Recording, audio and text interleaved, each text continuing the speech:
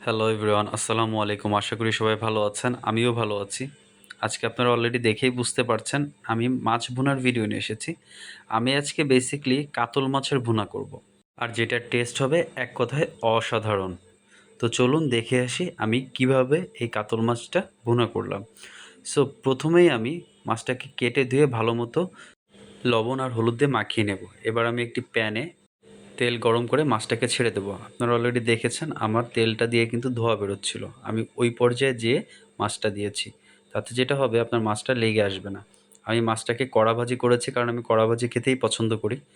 So much ভাজা হয়ে গেলে এবার আমি অন্য আরেকটি প্যানে তেল পরিমাণ মতো দিয়ে বেশ কিছুটা পেঁয়াজ নিয়ে মরিচ দিয়ে ভালো মতো ভেজে নেব।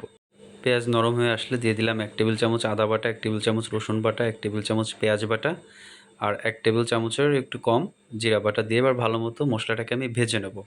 ভালো মতো ভেজে নেওয়া হয়ে গেলে এবার আমি টমেটো কুচি দিয়ে দিব। টমেটো কুচিতে ভালো মতো ভেজে এবার আমি একটু পানি অ্যাড করে দেবো যাতে মশলাটা পুড়ে না যায়। এবার আমি স্বাদ মতো লবণ দিয়ে নিলাম, ১ চামচের মতো হলুদ গুঁড়ো, ১ চামচ মরিচ গুঁড়ো আর ১ চামচের মতো কাশ্মীরি মরিচের গুঁড়ো নিয়ে এবার ভালো মতো মশলাটাকে আমি কষিয়ে নেব। মশলাটা আমার কষানো হয়ে গেলে এবার আমি ঝোলের পানি দিয়ে দিব।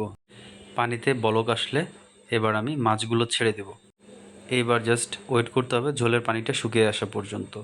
ঝোলের পানিটা শুকিয়ে আসলে আমি ভাজা জিরার গুঁড়া দিয়ে দিয়ে জাস্ট মাছটাকে নামিয়ে ফেলবো কারণ আমার মাছটা হয়ে গিয়েছে এবং এটা সম্পূর্ণ পরিবেশনের জন্য প্রস্তুত। আপনারা দেখেই বুঝতে পারছেন মাছ ভুনাটা দেখতে কতটা সুন্দর হয়েছে। আর টেস্টের কথা যদি বলি এক কথায় অসাধারণ ছিল আলহামদুলিল্লাহ। আমার খুবই ভালো লেগেছে মাছ ভুনাটা খেয়ে।